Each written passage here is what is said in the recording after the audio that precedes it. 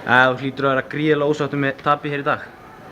Já, maður er svolítið ósáttur við tap, en þetta er gífurlega erfiður heimavöllur heima að sækja. IBF með mjög flott lið og náttúrulega með frábæra markmann sem var með einhver 23 skot leiknum. Þannig að ég held að munum liggi bara því. Við spilum frábæra fyrrháleik, vorum þetta 14-12 yfir, það er jafna 14-14 í hálfleik. En svo bara einhvern veginn mistu trúna þegar þær mistu hann þrjár mörkum yfir og bara bognuðu stelpurnar því miður. Hvað fór úrskeiðis? Þið skorið einungis 4 mörk í seinni hálfleik. Hvaða útskýringu hefur á því? Eins og ég segi, við missum bara trúna. Við erum með mjög flinka leikmenn og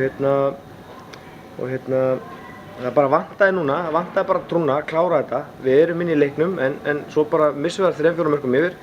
Þá bara fer þetta svona, við bara missum trúna og látum verja.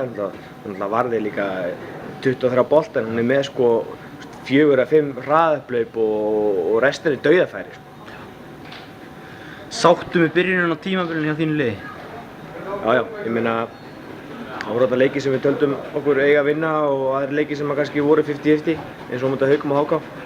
En næsti leikur er á móti Fylki og við ætlum okkur bara að taka þann leik, þetta er bara þetta. Er þetta fram að þínum björtustu vonum? Já, ef ég hef unnið hérna þá hefði það verið fram að þínum björtustu vonum en